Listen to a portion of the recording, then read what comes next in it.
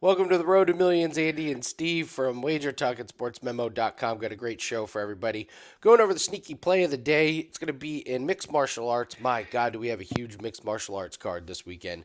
We've got your stat of the day. We're going to go over NHL props. Tomorrow we will be NBA heavier. NHL heavy tonight because we got pretty decent games. We'll go over what's been going on in NHL. And we're going to do the Unbreakable Sports Record Hall of Fame. We're going to college basketball on an iconic number and a record that I will just spoil it for everybody and say I'm fast tracking it in as I don't see any possible way it gets broken. But it'll be fun to talk about that one. So let's get into it. If everyone could hit the like button, leave us a comment below, please. Tell us how everything's been going for you. Tell us how the Road to Millions has been going. If you got any questions or anything, just leave it in the comment section below. Steve, I'm going to just get us started off here with our sneaky play of the day. We're going to PFL.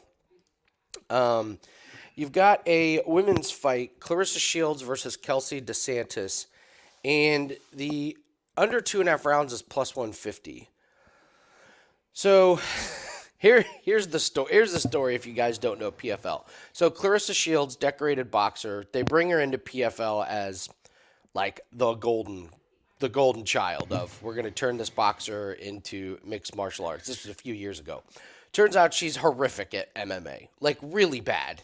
Cannot wrestle, clinch, and so she wins the first fight barely, and then she loses the second fight when the other opponent just like grabbed her and just held her for like 3 rounds. And it was like, we have big holes in this girl's game, and we just paid her a ton of money to come in here, and she can't fight. So, Steve, it was hilarious because they already had her signed, so they were just running commercials about like how awesome she is, and she's like advertising these products, and it was like, she's the worst female mixed martial artist you have on the roster. The most expensive and the worst. Okay, so she goes back to boxing, wins a few fights. They're going to bring her in on this card. This is the PFL versus Bellator, champions versus champion. These two leagues have merged. PFL bought Bellator. So they want to showcase a few of their fighters. So they're like, we still have Clarissa Shields. This is a big event. Let's get her a win. And they're like, how can we find someone that we know that she's going to beat? And so they find Kelsey DeSantis.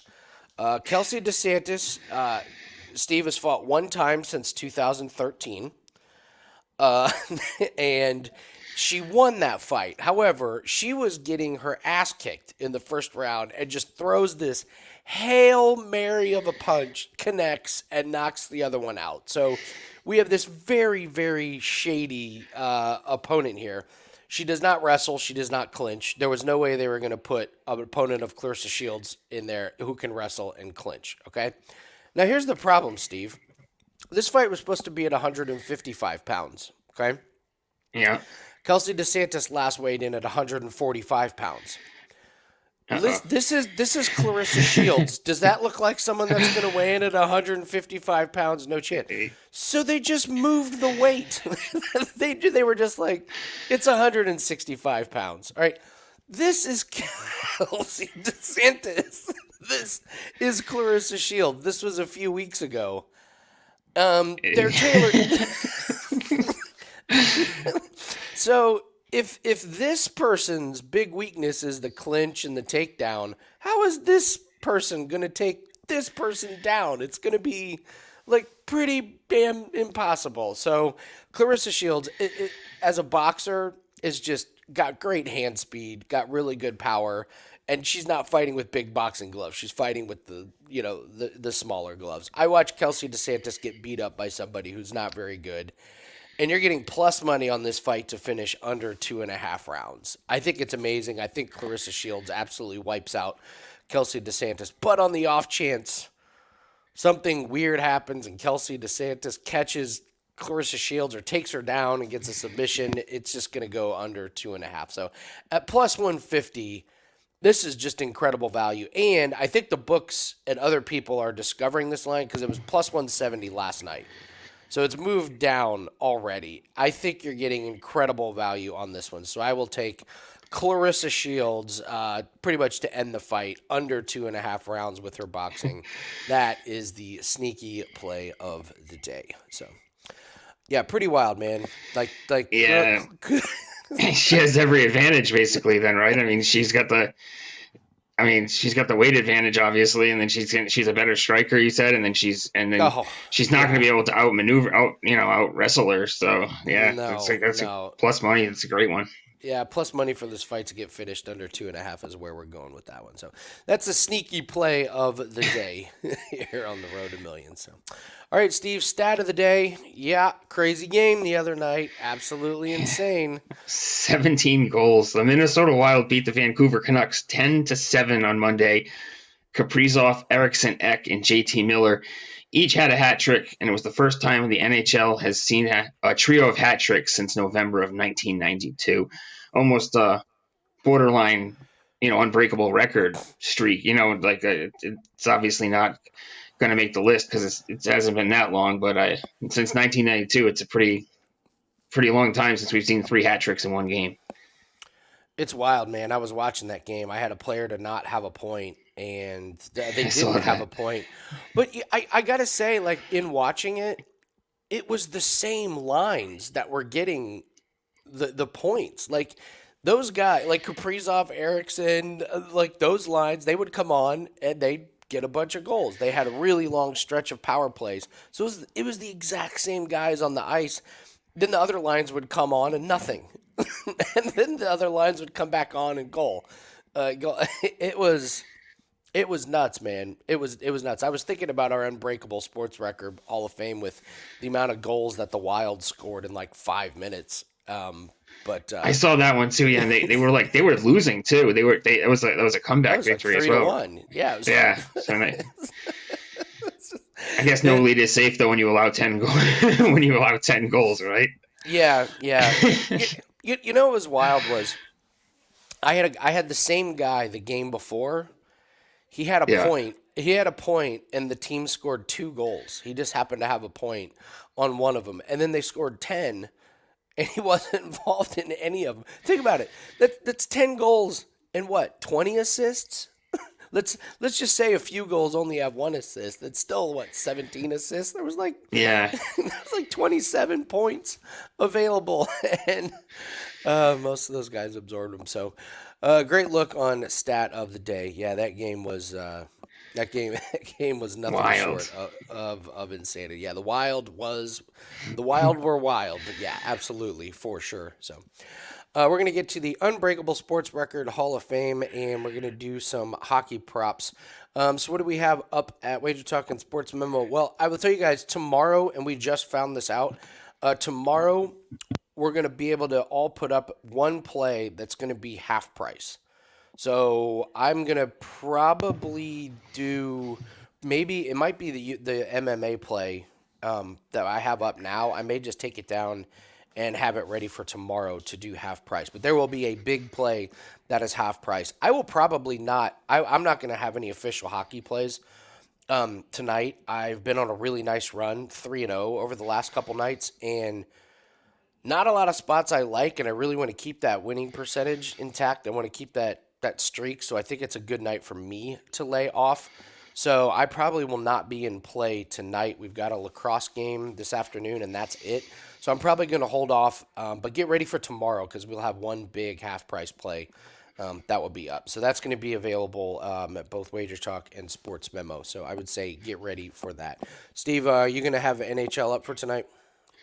Yeah, I'm in action in the NHL tonight. Coming off a nice 2-0 night last night, cashed a plus 127 NHL play as well as a college basketball play. Number one over at Sports Memo the last 10 days across all sports. And for the half price day tomorrow, I'll be in action in the NBA. Alrighty. Let's take a look at NHL. So, make the screen a little bigger here. All right. You want to talk about shots on goal first? Yeah, sure. I got a shot on goal prop that I like a lot tonight. All right. What do you like? I'm looking at Tage Thompson for Buffalo. It's 3.5 at -104 though. I usually I usually stay away from the 3.5s and just kind of stick to the for overs. Like I look for the 2.5s for the most part, but he's cleared this in his last three 5 of his last 6. And you got a great opponent tonight for him in the Canadians. They allow the third most shots on goal per game, and he's feasted on them recently. 4 of his last 5 overall, he's went over against Montreal, including 2 of 3 this season, and he's had 4, 2, and 5 shots against them. So I'm taking the 3.5 here based on the opponent. Okay, there was a couple I was noticing. I mentioned this one last week. Listen, the books still have not raised it.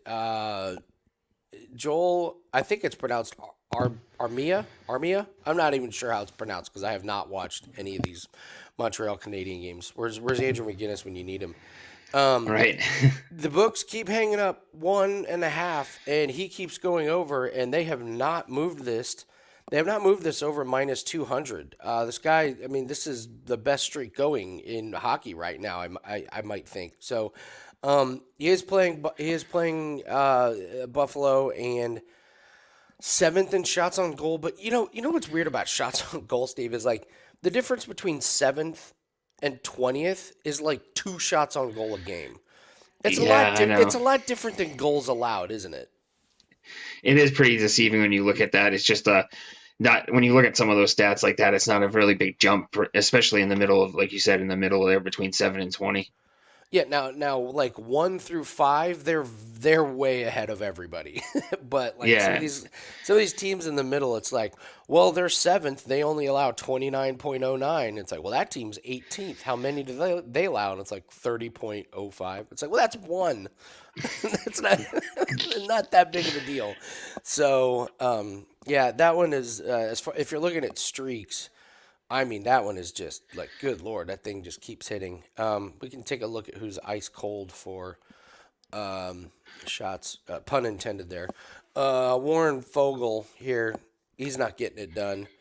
If we take a look at his last 30 games, yeah, he's on. Yeah, he's pretty ice cold. But again, have you noticed Boston? Their goals is getting better, and their shots are getting worse. Yeah, it just a little counter. It's growing. They are. It is wild how that's kind of shifted a little bit there. Yeah, so you can get Edmonton. I mean, this is the featured game of the night, Edmonton and Boston, obviously. So, Edmonton, man, what a turnaround! What a crazy turnaround! How bad they were at the beginning of the season, and now all of a sudden they're like what, top 3 defensive team right now? Like, so they went from like, oh yeah, start all your players and play all the props over against Edmonton. Now it's like, no, take the unders. So it's really wild what's been going on with that one. That winning streak was impressive too. I mean, they haven't been quite as good recently, but man, they reeled off all those wins in a row, and that really vaulted them in the standings. I didn't have the onions to do it, but their winning streak when the All-Star break happened, I was like, they're going to be a kind of a fade because that completely broke their stride. It completely you knew it just broke their momentum, and I was like, they're going to go like 500 over their next like 6 games or something, but they're going to be massive favorites. So I bet you can get some good prices. And like I said, I didn't have the onions, no cojones over here, so wah wah on that one. So that's shots on goal. We can talk some points here. You got a really good streak. Nick Suzuki is had a point in quite a few games. I would not recommend this one. Minus 245, so you got to put it in a parlay piece. This is too long of a streak for Nick Suzuki on Montreal Canadiens. This one's not going to last. If anything, I might take unders over the next like 3 games. If you're getting this plus 190, I would. Yeah, it's good value. It's great value, and I mean, you look at 2023. This is by far his longest streak, like by far. And just say it out loud, like, oh, a guy from the Montreal Canadiens, Nick Suzuki, is going to go like 15 games in a row with a point. It's kind of hard to see. So I have the under on that one, just like maybe over the next 3 games. Maybe you play it tonight. I mean, Buffalo's not horrendous against defense. They're not great. But a plus 190, I got to believe he goes under over the next couple games. So that was one. It might not be a bad look tonight. Might not be a bad look tonight either. I mean, he's only had 3 games. He's only had 1 point. against them, and they're seventh in shots on goal allowed. So Yeah. that's not such a bad spot actually there, especially with the plus money that really makes it. Yeah, and listen, you guys know me. I love riding these streaks, but I'm also realistic that all streaks do come to an end, especially when you're scoring point. I keep saying this, it is so much easier to predict something bad to happen or not to happen rather than it is for something to actually happen. We see this in baseball. Like, it's Yeah. so easy for teams to lose 9 out of 10 as opposed to win 9 out of 10. Just it's so easier to be bad every night than great every night. So that's an interesting look. I'm gonna have to think long and hard about that one because you bring up a good point. Tonight's not the worst night to start fading him. It really might be worth a sprinkle, and then like you could bounce right back to it in the next game if you probably would get maybe better odds next game depending on the opponent, obviously. But Yeah, yeah. Here was a guy that I was fading for Chicago, and he's kind of come alive with his points. Now it hasn't really equated to wins, but they got Connor Bedard back. Um, Yeah, I don't know. He's off the board for me for playing. I think I hit him a couple times, but then lost one, so I thought I'd call it 2-1, call it a day. What was another hockey play you were looking at? it's actually the Blackhawks team total under tonight at 2.5. I mean, I think when I last saw it, it was at -115. The Blackhawks, they've went under this team total in 16 of their last 21 games. And in the 5 games where they went over, they had three times and 4 twice. So they're just sneaking by even in games where they get there, averaging only 1.33 goals per game over their last 10. And Philly, they've held 3 of their last 6 opponents under this total, so that's not super impressive. But they have a big rest advantage tonight. They haven't played since Saturday. Blackhawks played on Monday. So, I'm looking at Philly holding them under 2.5 goals tonight. Obviously, wait for the goalie confirmation, make sure that the better goaltenders in there. But the 16 of the last 21 under 2.5 goals. Even with Bedard, they're still struggling to score goals. Yeah, I don't know what to make of the Blackhawks. For me personally, I'm staying away from them. But yeah, 3-2, 6-3. They got Bedard back. I mean, you are obviously getting some really good numbers on it, and they've gotten to 3 goals last 2 games. You got to believe that's not going to happen. So, all right. So we're looking at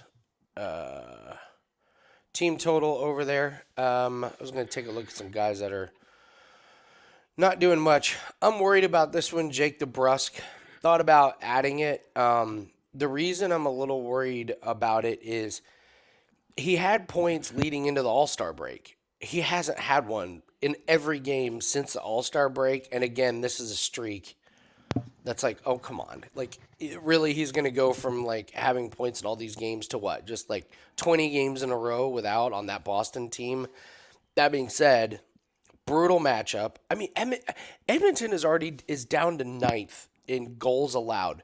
At the beginning of the year, I would have thought it'd be mathematically impossible with how many goals they were giving up. So they've just been spectacular, but it does fit into a lot of the categories that I'm looking for with a guy to not have a point. But I'm just looking at it going, this guy was really on fire before the All-Star break, and he hasn't had one in, God, what is that? It's I don't know. I looked it up. It's every single game. It's like 6 or 7 games, and he doesn't have a point. I find it hard to believe that he's going to keep going without a point. So DeBrusk was one that I was looking at hard at taking tonight, just because he's been on a cold streak. He's got a brutal matchup, but again, I'm looking at it just going, I don't know. I don't know if I can ride him for any extended period of time. Any other NHL props you were looking at? It's not a prop, but I was considering it for sneaky play. But the Blue Jackets tonight at +114 are worth a look. They're similar records to that of Anaheim, but they've been in much better form recently. They've recorded 93 more shots on goal over their last 10 games alone. That's wild. And then you got the big penalty disadvantage here. Anaheim, the most penalized team in the NHL. Blue Jackets, fourth fewest penalties in the NHL. Even like last 10 games, expected goal percentage. Again, Anaheim dead last. So they've been like dead last in everything. Like the last 10 games at least. And during that time, Columbus not 19th, not super impressive there, but enough advantages here with two similar records, basically similar teams, almost the same record. You get a little bit of plus money on Columbus tonight. I think it's worth a look. I also got to bring up the trend this year has been you almost want these teams on back to back situations. Like the mentality is, oh, back to back letdown spot, and that's just not been the case in NHL. For whatever reason, these teams are coming out looking great on the back to backs. Columbus got slaughtered by the Kings, and by the way, if you haven't seen the goal from last night, what was his name? What was the guy's name from last night? If you didn't see, I think it was the first goal of the game.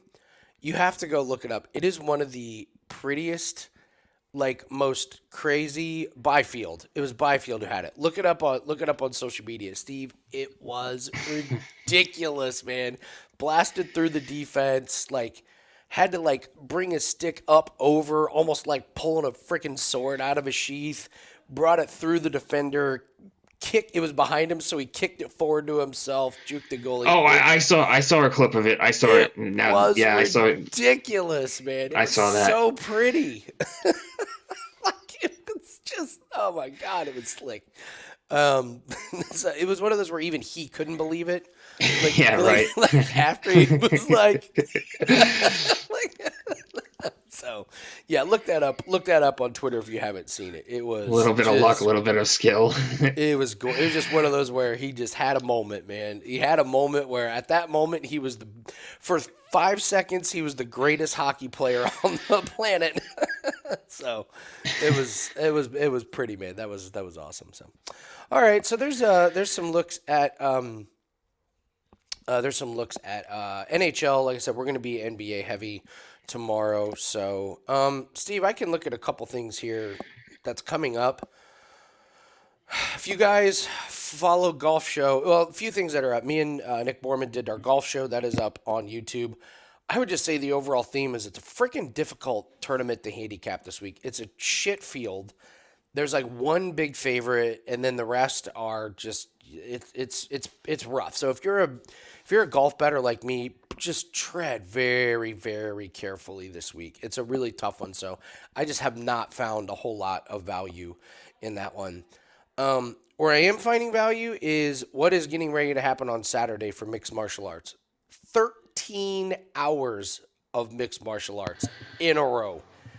PFL and Bellator starts at 1 o'clock Eastern, and it gets over around 7 o'clock, and then bang, the UFC Mexico card starts, and it goes to like 1 a.m. And there are a lot of great fights. It's the Mexican card, so it's like loaded with all kinds of Mexican fighters, and a lot of them, they'll sneak in some pretty bad opponents to get some of the Mexican fighters wins, but always an exciting card in Mexico. So, but it's going to be wild, and I do find a lot of value in that one. So, lacrosse is humming along, 3-1 over the weekend. We had a parlay piece that hit yesterday, so get ready for a really, really big weekend in lacrosse. Again, a lot of value in that one, so we will be taking advantage of that. Still very early in the college lacrosse season. We do not have a darts play that is up yet, but as you know, Corbin's been crushing his darts plays. Some difficult lines this week. There's some interesting alt lines and stuff, but all access clients will put out darts plays if we have an official one. So we may try and grab a few units here or there. But I guess the overall theme here, at least for me, Steve, is we've only had like 22 plays over the last like 7 days. We've hit 16 of them, and I'm just really enjoying only having a couple plays here or there. So that's why I'm taking off tonight in NHL. We've made our units for the week. For me, just in the players I'm focused on, none of them are really playing tonight. So if you're having a good week, I would say next couple days are probably a really good time to tread lightly, maybe just to play, a couple plays here or there, and then on the weekend I'll be looking to strike with some more units. So I don't know what's been your take without NBA over the last few days. It has been kind of weird. I've had a little bit of college basketball, but with that myself, I'm kind of riding the same consistent streaks, a couple different angles that I've been working that have been working for me. So I'm kind of haven't strayed from that in college basketball, and I've been starting looking into MLB some more. I'm doing some articles for MLB, so it's been a little weird without the NBA, especially the All-Star game itself was like I wrote an article for that. I didn't put any plays out officially, but I did put out 2 plays in an article in a free article, and I cashed both of those. I took the Halliburton over for points, Oh, nice. based on the situation, and then Brunson under for points. The Knicks are banged up, and I had an angle there. Thibodeau he has the relationship with Doc. So with Doc Rivers, so I kind of could see him getting in his ear and being like, "Yeah, don't take it easy on my superstar." You know what I mean? I'm already without Randall and OG, and you know what I Yeah. mean. So and he shot poorly from the beginning, so that helped as well. So, but yeah, it's been a little weird, but I'm looking forward to getting back in swing of things with the NBA tomorrow. A couple of different spots I like there. I wrote a couple articles as well, and they were so effing hilarious how they turned out. So I wrote an article about the skills challenge, and the premise of the skills challenge was the Anthony Edwards team, like I thought they were going to win the shooting round, which was worth 200 points, and the other rounds were worth 100. So I was you just have to win this one and make it to a tiebreaker. So I picked them, and sure enough, they won that round, went to a tiebreaker, and they lost on the half court shot. So even though I technically lost, I was feeling myself because I like predicted it as good as possible. And then my article on the 3-point shooting contest, I think I made 10 predictions, and I don't think one of them was right. Not one of them. I could not have been more wrong about the 3-point shooting contest. Like, can we delete the article, please? Can we just make I've been sure there. nobody's ever seen that? Didn't write it. Didn't write it. So, yeah. It's so tough to predict those now, though. It's just Of like the three course, they're, point. they're for fun. Yeah. Yeah. So, all right, let's get into the Unbreakable Sports Record Hall of Fame real quick. So, Drake Dimes, Ghost Baby, and I'll reach out to Jim. Jim and his wife are having their baby today, so that'll be awesome. I'm sure you'll see that on social media. But Drake Dimes and Ghost Baby. So email me. Email bumperandsports@gmail.com if you can come on the show. We want to feature one of you guys next week, and then whoever wants to come on the week after that, we'll do that one. So you guys have sent in some amazing Unbreakable Sports Record Hall of Fame nominees. So we want to get those featured. I know Jim has one in UFC. Drake, you've got a bunch of them. And Ghost Baby's got one that just happened. Like literally just happened a couple weeks ago and last week. So we want to go over those. And if you guys have any that you want us to go over, or if you want to come on the show, that's what we're hoping Drake and Ghost Baby and Jim will join us. Leave it in the comments section. Tell us what you like, and we'll go over it. All right, for this week's nominee, Steve, we're going to women's college basketball. We're going to talk about the UConn women's college basketball. 111 consecutive wins. So I guess the first thing we need to decide is this, what category does this go under? Is this just basketball? Is it like college? Is it, I was going back and forth, and I think it's just college, right? Yeah, I would. Yeah, I guess. Yeah, yeah. You can't really include it with some of the. Obviously, you can't compare it to some of the men's records and stuff. So yeah, I guess it would be just under college, basically. Yeah.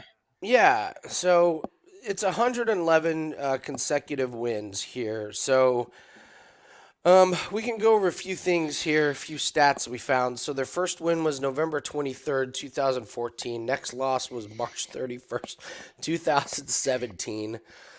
Of those 111 wins, they won 108 of them by 10 or more points. How's that for covering the spread? The biggest margin of victory was 65 points. That was over number 20. They did it over a ranked team in South Florida, which is a little bit wild.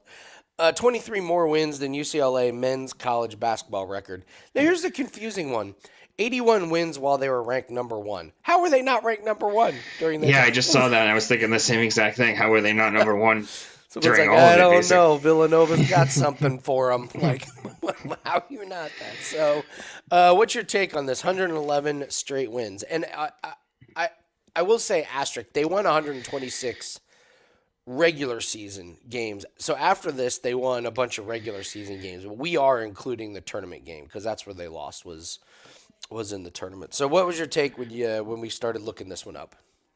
Just a couple things I noticed as well is that so the second best record was UConn as well, right? It was like 90 something from 2008 to 2011. Third most was Washington from 98 to 01, but that was a D3 program. So that, I mean, I think we're just considering Division 1 here, right? I mean, the next best Division 1 team outside of UConn's two streaks, the 111 and I think it was 91 or 90 if I'm not mistaken, but Louisiana Tech had 54, and that was the ninth most from 80 to 82.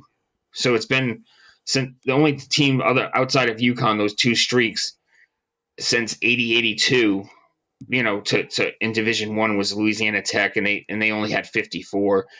So I mean, 867 days, two titles.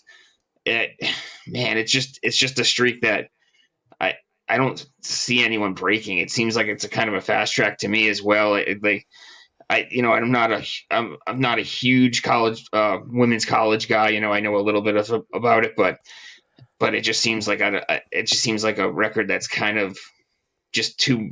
There's a lot of parity now too as well. So I don't know if we'll see a program like this again. Yeah, I mean, Caitlin Clark has been the biggest women's star probably ever. I'm thinking Diana Taurasi, but Taurasi didn't cross over into this mainstream like Caitlin Clark has. Caitlin Clark is just kind of elevated to next level. Her game is insane. Her shooting is insane. But I think what they had was not only did they have like the Caitlin Clark of that era, they had like Caitlin Clark and the next best three players. Like their starting lineup was ridiculous. They had bench players that would have been the leading scorer on 100 teams. It was just like everyone wanted to play at UConn, and just if you were at UConn, you were going to win a national title. If you were a starter, you were probably going to the WNBA or something. And it's not quite the case this year anymore. There's so many good players out there that you're never going to be able to win. Like you might be able to win multiple national titles, but I don't know how you rip off tournament wins and regular season wins and then turn over like some players and keep doing it. Like you would have to hold on to your superstar and surround that superstar with more and more superstars. And I just don't think with the nature of college sports anymore, it's going to be possible. It is pretty amazing that this was, 10 years ago? The start was about 10 years ago, maybe a little bit Yeah, over. So they did it close to this era, but with NIL and just the landscape of college sports, feels like dynasties are kind of gone, right? Like, how do you have a dynasty in college sports? that's what it seems like with all of like a lot of these records that we go over is that like as time moves on, it just seems like there's players that play less and less and less dynasties less. I mean that's why what in the NFL, like, obviously a huge different sport, but like what the Chiefs have done and what they could potentially do now, Mahomes especially, like yeah, I never thought that some of those Brady records could be broken, like the Super Bowl wins, Super Bowl appearances, stuff like that. And Mahomes, I with his age and stuff like that, now I almost expect him to catch Right? Brady, and you know what I Yeah. mean. But Yeah. in college sports especially, it's just I feel like to just be win night in night out, and especially when the tournament comes, to not just drop a tournament game over. You got to get through like three seasons essentially without dropping a game. It just seems like a really tall task. Yeah, I'm not sure. And the other thing is like the men's record's 83. they cooked that record. They Yeah. just absolutely smoked it. So we're certainly never going to see like a men's team get to that one. Like no way. It was 23 more wins than UCLA's men's college record. So I think you can rule out the men's game, and I'm just not really sure how the women's game gets to it as well with Yeah, this you one. can I mean, definitely. You can. Go ahead. I'm sorry. I'll just say if Caitlin Clark can't rip off like Right. Yeah. a bunch of these wins in a row, I'm just not really sure who does. So I think we got a fast track here that it's going to be the UConn women's Huskies. UConn Yeah. women's. I think it's our first. I think, if I'm not mistaken, I think it's our first women's record to make the Hall of Fame. Well, Did we do a? I will be honest. Gymnastics is right around. I think this is Olympics, right? This year, I think we have Summer Yeah. Olympics coming up. So I'm excited to get to some of the Olympic records. And so I think Yeah. I'm gonna go over. We got some of the women's gymnastics. We got Phelps with 28 medals. So once we get closer to the Olympics, we'll go over some of those because there's some pretty awesome records. So. And no, I do not think I will be handicapping Olympic sports. I've looked into it. There's not enough. You don't know, you don't know that much about it. So I've tried. I've looked into it, but in the end, I have not found any value on Olympics. I've considered it as well, but I just haven't found any sort of. If I found some sort of angle that I could, ride a streak through or something like that, but I haven't really dipped my toes Ride in a the water yet. streak. Yeah, yeah, right. You know what I? What do you mean ride a streak? It's one Olympics. Yeah. Well, this is mean- multiple competitions. I mean, I guess I guess like is curling winter or summer? See, this is how little I know about it. I was like, it's just gotta be take winter, right? take the Swedish teams in curling, like there's some of those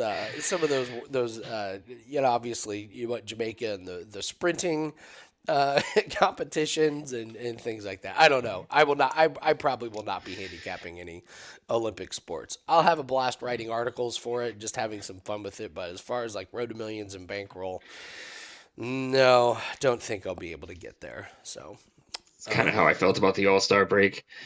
I Yeah. wasn't gonna put any real units on it for the break, but it was fun to write the articles and then going hitting them both. I was kind of like, damn, I could have got those. You know what I mean? Yeah. But I don't know if it was worth the risk. I think that's one angle you can kind of ride though is the big star from the home team that he's gonna fire a ton of shots. You know what Yeah. I mean? So yeah. Halliburton was like essentially a lock. He basically cleared it in like the second quarter.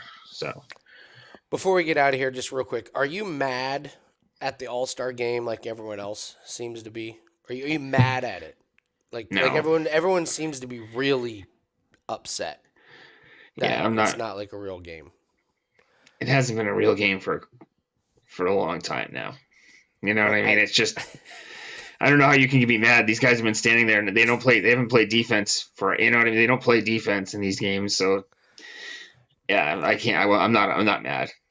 I didn't put anything on it, so I'm good. I don't understand being upset at the All-Star game in any sport. Like, I don't really know what anybody expected. I guess that's the thing. These guys are playing for. If you're on a playoff team that has championship aspirations, you're playing hardcore basketball for 9 months, and people want these guys to go all out in an All-Star game. Are you kidding me? Yeah, Like, what did you? I don't know. I don't understand what people think. Like, I know the commissioner was mad, and I know people watching were mad. But what do you want? You want these guys to seriously go balls to the wall in an exhibition game in the middle of the season? yeah. I'm surprised that anyone doesn't expect that at this point, especially with the NBA All-Star game. I mean, they're all kind of like that now, though, right? It's like, I mean, the NFL, the Pro Bowl has been a joke for a long time now. Yeah. The Pro Bowl is something that you used to watch a long time ago. I would check it out now. I barely, you know what I mean? It's something that you really just flip on, maybe watch just to watch in the background or something. But I mean, MLB's got the they put something on the line with the home field in the World Series, but Oh yeah, it's one because game. that matters so much in baseball. I mean, I And guess weather, but I don't know. Like it only matters that's to a handful of teams because only a handful of yeah. teams are going to get there anyway. You know what I mean? So Like the players on those teams are like, all right, we're gonna try, and it's like, well, the rest of them, like if you're if you're playing for the Oakland Athletics, like you give a shit about yeah, who gets a home field advantage. I'm gonna play for my teammates.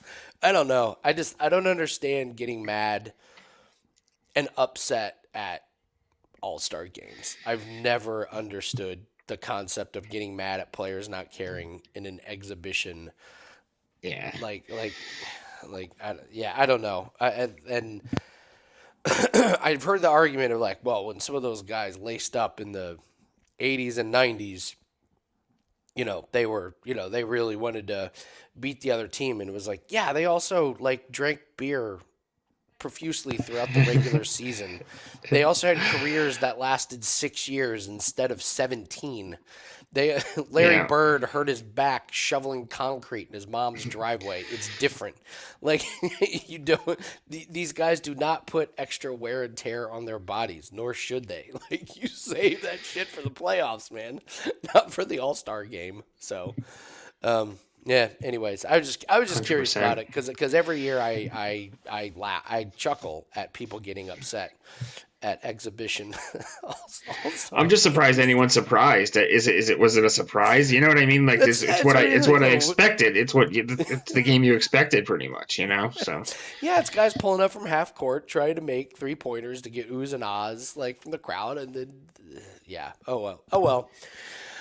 So anyways, all right, guys, that's going to do it for us. Get ready for half price play. It's going to be up tomorrow. Go ahead and hit the like button and leave us a comment. And don't forget to reach out to us, guys. Drake, Ghost Baby, Jim. I'll reach out to Jim. I probably won't reach out to Jim today. He's got his hands full with that whole newborn baby. yeah, This congratulations, morning. Jim. So, all right, guys, that's going to do it for us on the road to millions. We'll be back tomorrow. Get you ready for the weekend at NBA. So, we'll see everyone later. Have a good weekend. Good luck on all your plays. Good luck, guys.